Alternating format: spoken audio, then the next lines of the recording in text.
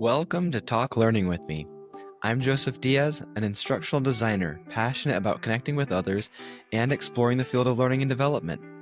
In this podcast, we dive into topics like education, learning science, facilitation, behavior change, and other skills related to personal and professional growth.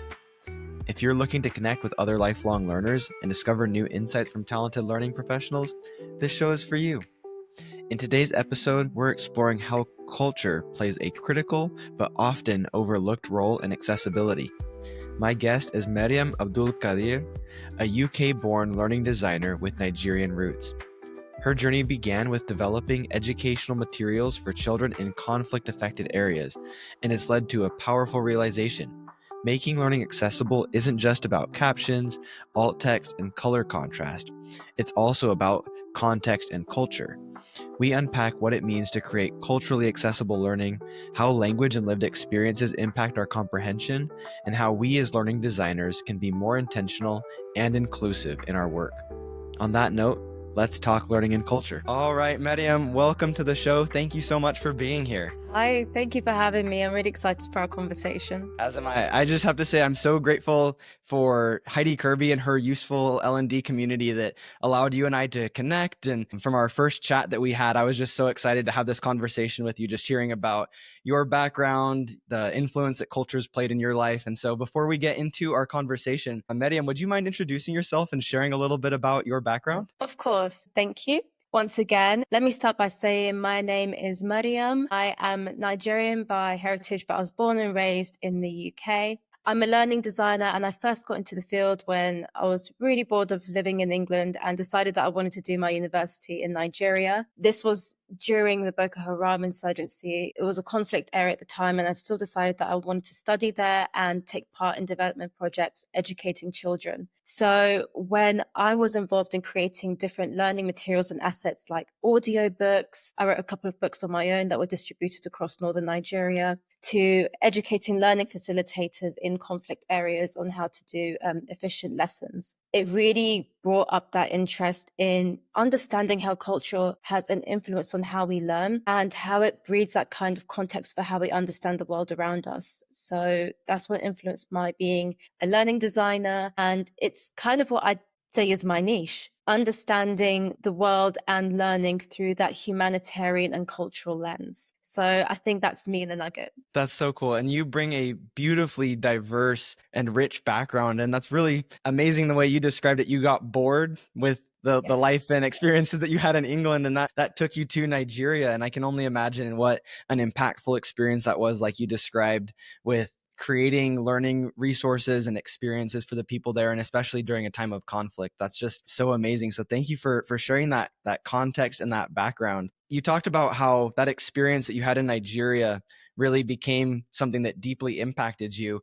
Would you share about how your cultural background has shaped the way that you learn and help other people learn? Yes, there's so many things. I remember when I first got to Nigeria, there was a huge cultural gap and cultural shock. I'm Hausa, and the people of my ethnic group live in the northern states, and we tend to speak Hausa. Every time I'd visit Nigeria, which was every year of my life, I always meet my family members, and most locals mostly speak Hausa, not a lot of English. So this was the first time I was meeting other Nigerians who could speak English, which sounds really wild to say, but I had not met a Nigerian before that who could speak English as such. Yeah. So when I went to my university and I met Southerners as well, they would speak a combination of what you call pidgin English, which is a mix of English and different dialects around the country. So here was my first learning experience. How far is a way to say, how are you in pidgin English? People say, how far? So someone came up to me and said, how far? And I said, oh, how far is what? And that just gave a huge face cut.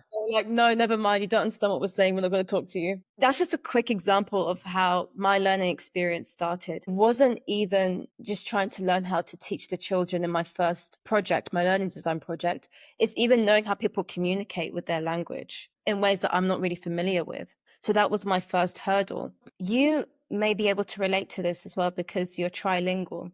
But the way that one joke or phrase is said in one language doesn't translate the same way when you put it into another. So when you create learning experiences, you almost need to translate the feeling of that language to the person as well. And what tends to happen is like when I was creating my learning experiences for children, we'd have to make it in 3 languages: Hausa, English, and Fulfulde, which is Fulani people. I'm half Fulani as well, so we're not going to go too deep into my ethnic makeup, but Yeah. there's not many people know those ethnic groups anyway. But we had to make books in those languages, and the complication was that there are some concepts that exist in English that don't exist in Hausa because it's not in the physical world of Hausa people in Africa.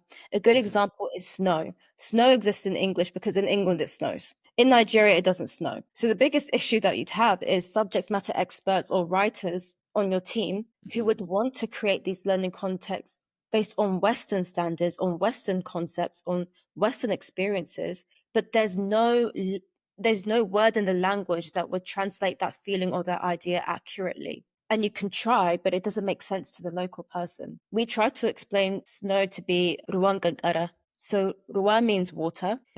If you want to say rain, you say ruwan sama. Sama is from above. Rain from water from above is rain. But gangara means ice. But as you probably have in your mind right now, water, like ice from the sky, would be hail. It's not snow. Right. So you see the complication there. There's no way we can actually explain what snow is. We spend ages saying, no, it's not too icy. It's even white. They're like, white ice from the sky? Right. And that's where I would like to touch on a new concept of accessibility. I think a lot of times we speak about accessibility in the sense of making learning content available for those who have impairments. Right. But then another horrible way of alienating people is when you don't create content that is relatable to them whatsoever. It's not even in the scope of their world. Right. So contextual, what I call contextual accessibility, is so important. That's what I've learned on my journey.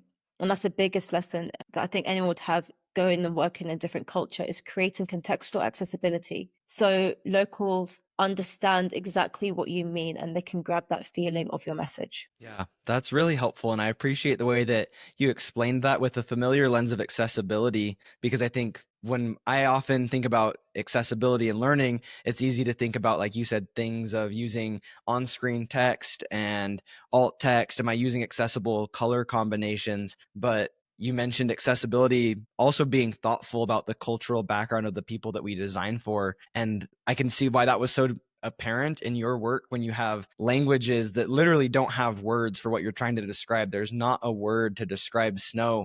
That's so obvious. But I think in the workplace, it's not always as clear to see that we're not understanding the culture of our learners. So I think that's such an empowering way that you phrased that, to just think about, is my cultural background empathetic to that of the people I'm designing for? Am I really thinking about their cultural background and their experiences as I design learning experiences for them? Exactly. It is so important to give that context and to be self-reflective, because many times as learning designers, we get so obsessed with the cleverness of our message and not really its effectiveness or its relatability, or whether or not our learners are really happy with what we're doing. Yeah. And yeah, it's always important to consider the culture. I mean, even now, it's slightly off topic, but then there are other ambitions that I have, like learning Swahili. And I love the idea of learning Swahili because it's actually a mixture of languages. It's a Bantu language. It's mixed with Arabic as well, and also Portuguese. And Swahili was created as a way to facilitate conversations between native Bantu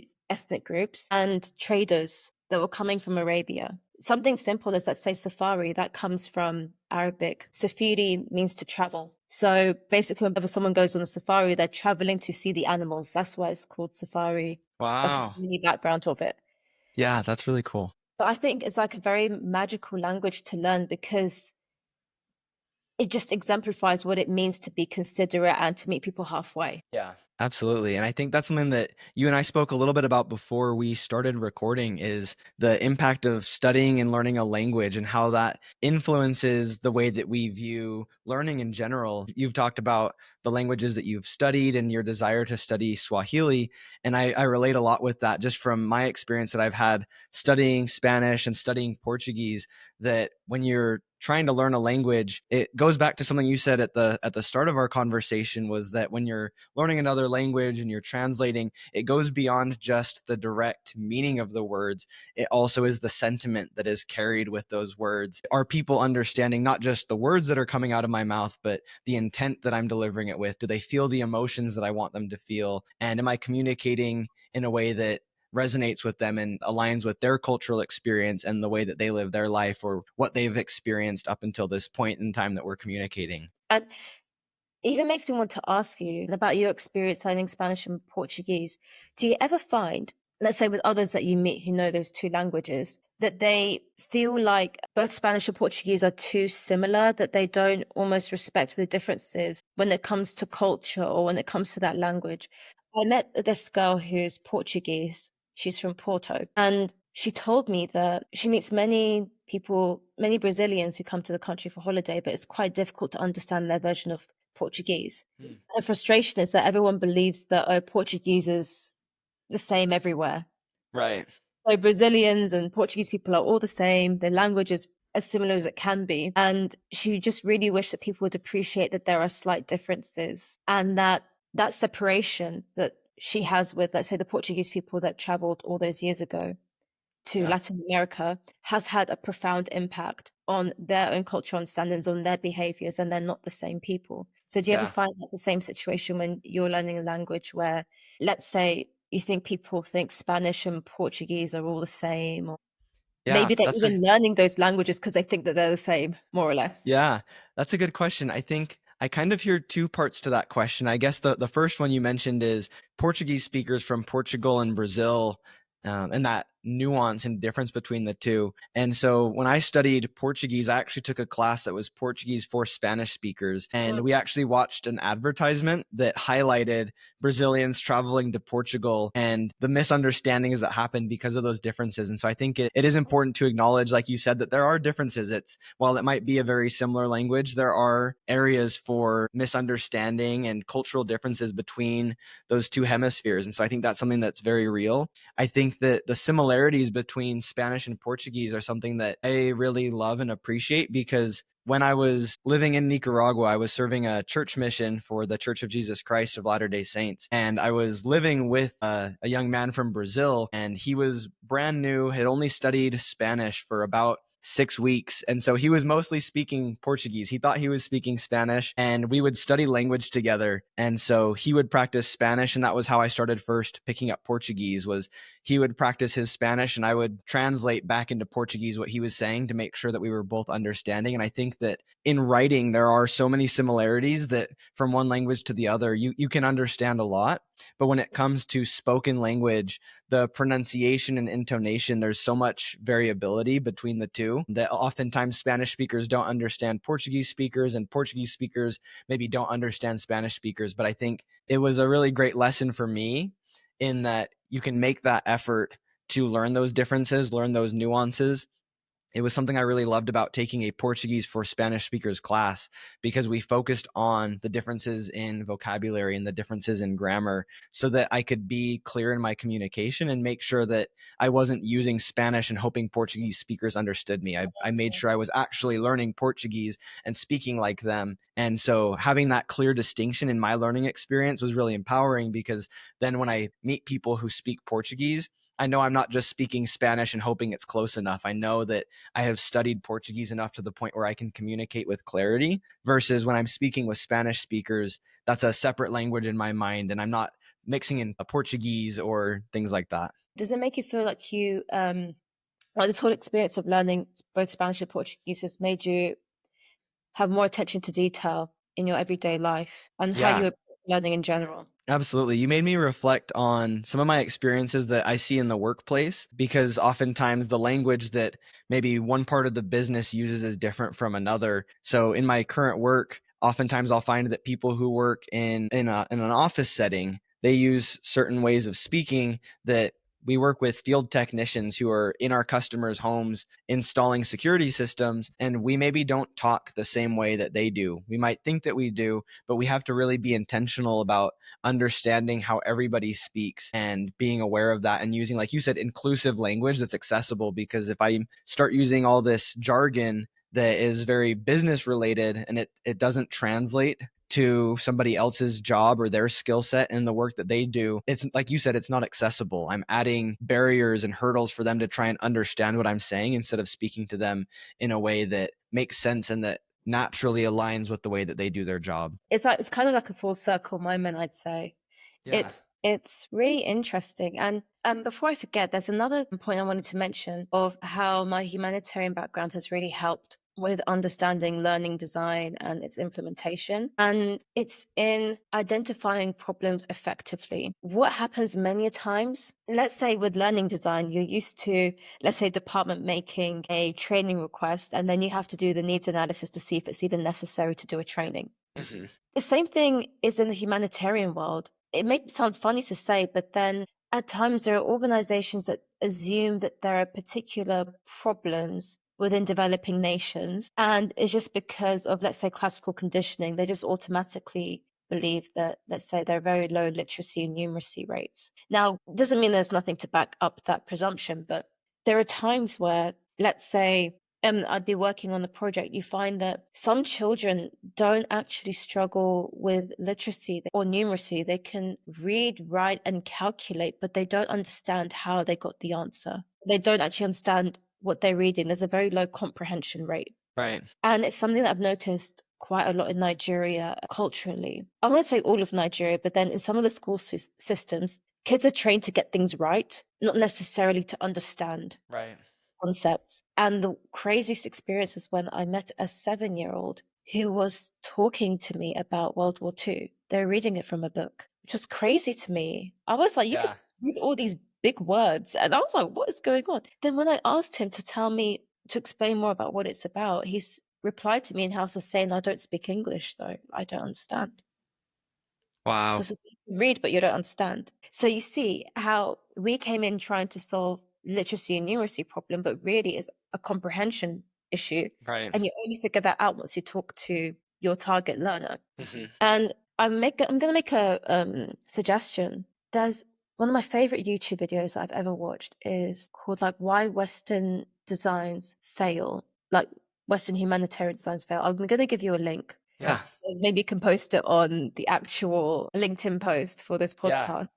But it explains all the ways in which donors for charities make assumptions about what the problem is, but it's not actually targeting pressing issues in communities. And that's what's making the projects fail. A funny example is how I think in Kenya, after some studying, they realized that there were very high rates of malaria. Children were dying, people were dying, and they thought, okay, well, let's give them mosquito nets. That will solve the issue. So they gave the community mosquito nets, hoping that they'd use them at night, but they used it to go fishing the next day. Oh, wow. Because hunger precedes the risk of disease. If you know that malaria is endemic in your community anyway, it's not very pressing for you to go and solve that issue immediately. You just assume that maybe one day you'll get ill anyway. And so you go for what's more important, which is your ability to survive and to eat. Right. So you see how identifying issues can be extremely important. Yeah. And I love that you make that point to be open-minded in other people's cultural circumstances or in the workplace, their circumstances that they're in and how that might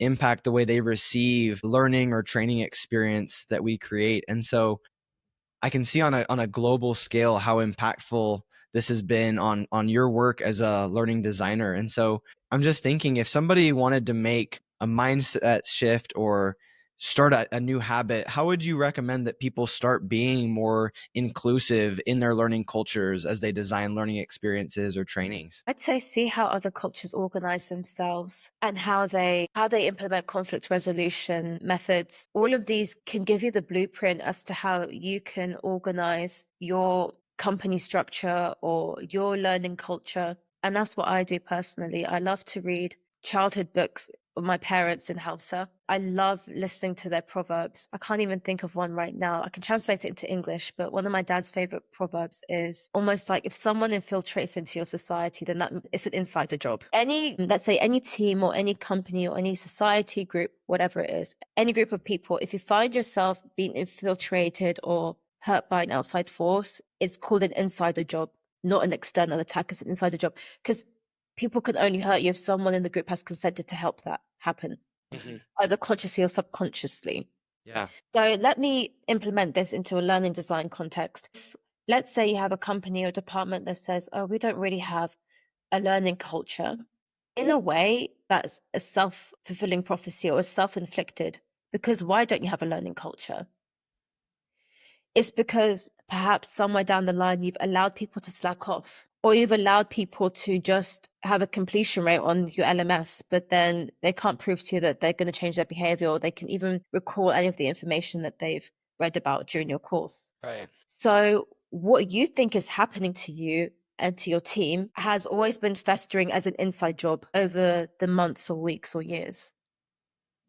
That has now just been identified as a problem that's happening. So that's something to always remember. Yeah. And you mentioned there was that YouTube video that I'll link in the show notes, and then you also mentioned reading novels and literature from other cultures. Are there any other resources, Maryam, that you would recommend for someone who wants to really learn about how to create a culture of learning if they find themselves in an organization like you described, where there maybe isn't that culture and the focus really is on just completion rates and getting through content? Are there any resources that you would recommend to really learn more about creating a culture of learning in the workplace? I'm going to say something that maybe people aren't interested in, which is volunteering. There's a website that I use called We Make Change. So it's a company where you can volunteer to help teams around the world reach their goals. So it doesn't have to be L&D related. They have all different types of roles. It could be marketing, whatever it is you decide to help a team on. It will show you what it's like to work with other people, how they communicate, and you can use that as inspiration to implement back in your team. And it'd be even more powerful because you have actual evidence. It's not just theoretical. You could say, oh, I've been volunteering in this place just maybe 5 to 10 hours a week. And these are the results that I got. This was my experience, let's say, connecting with a team in Ghana or Cambodia. And I think we could really implement these changes within our team or our department. It would give you that solid backing to make that correction. I think what you want to avoid is just making empty suggestions that aren't based on your background. I'll be sure to link We Make Change. That sounds like a great organization and a great way to get involved. And like you said, maybe volunteering is not for everyone, but I think that there are lots of ways that we can volunteer, whether that be in our local communities or local organizations, and get involved, whether that be through friends or family or neighbors. And I think that being intentional about exposing ourselves to people of different backgrounds, different cultures can really help us find empathy that we can, like you said, take and implement into the work that we do every day. And so, Maryam, if people want to follow along with the work that you're doing and connect with you, where can people follow your work and learn more about culture and the work that you're doing in this space? So you can just follow me on LinkedIn. My name is Maryam Abdulkadir. Quite simple. I'll be wearing like a pink turban with a purple background. I'm sure Joseph's going to link my LinkedIn down below, but yeah, I will be posting more about culture, my culture in particular as well. Some of the stories that I've read connected to my culture experiences that I've had that are really relevant to making engaging trend. I'm also going to do a series as well. Before I forget, let me mention I'm going to be doing a series where I look at other training experiences that have happened that are quite popular and see where things kind of went wrong and why they're not effective. One of the ones I'm going to review soon is the blue eye brown eye test. Have you ever heard of it? I haven't. Okay, so it's a training that a primary school teacher based in the US created right after Martin Luther King's death. It was an anti-racism training where she separated her class into those who had blue eyes and brown eyes, and she would treat each of them differently for a week. Let's say she'd start off by treating the brown-eyed people kindly and the blue-eyed people horribly and see how it affected their day-to-day life. And there was evidence that, eventually kids who were treated badly manifested in their grades. They didn't do well. They became very socially inept, very reclusive. So it was just to show you the whole experiment was there to prove how power dynamics influence the way people perceive themselves and how they perform. And that is used to reinforce, let's say, racial stereotypes. But really, a lot of it is psychological. Now, these trainings became so popular, she started doing it for corporations like police departments, government organizations. Now, the problem is that children aren't really like adults. Children are a bit more open to new experiences and new trials. But then when an adult gets the feeling that you're trying to teach them a lesson, they instantly reject and say, well, I'm not racist. I don't need to learn anything. And I want to show some hiccups that she had when doing her own trainings that she could have improved upon, and how, let's say, when you teach adults and when you teach children, there is a bit of a difference that you need to account for if you want to be effective. Yeah, that sounds very insightful, and I'm excited to see the work that you do in the series that you post, kind of analyzing that and breaking it down and pointing out ways that maybe some of those insights could have been improved. And so I'll definitely link your LinkedIn so that people can follow you, follow that series, and see how culture influences learning. So thank you so much, Maryam, for sharing about your rich, diverse background, your working experiences, and how we can use culture to create more inclusive learning experiences. I think that this has just been really insightful for me to learn from you, and to also reflect on my own cultural experiences and think about how I can use that to be more inclusive in the work that I do every day as a learning designer. Okay, thank you so much for having me. And I'm really glad to, especially in our initial conversation, just learn more about the fact that you learn all these different languages and how you translated it into sales enablement. That was really useful for me. And yeah, I think you have an exciting career as well. So I can't wait to see where that goes. Yeah, thank you. Such a pleasure to get to have this conversation. And I likewise can't wait to see the growth that you have in your career and bringing culture and influence into the work that you do. Thank you so much. A huge thank you to Maryam for joining me and sharing her perspective on the intersection of culture, learning, and accessibility. One of the most powerful takeaways for me was her reminder that accessibility isn't just about removing barriers for people with impairments. It's also designing learning that resonates with people's lived experiences, their language, and their worldview. When we ignore cultural context, we risk making learning feel distant, irrelevant, or confusing. But when we design with culture in mind, we make space for connection, understanding, and change. If you want to keep up with Maryam and the work she's doing, be sure to go follow her on LinkedIn. I'll link her profile in the show notes so you can stay connected and follow her upcoming series breaking down learning design through a cultural lens. If you enjoyed this episode, make sure to subscribe to the podcast, leave a review. Your feedback really helps us to grow, and share this episode with your network. Thanks so much for tuning in, and we'll talk soon.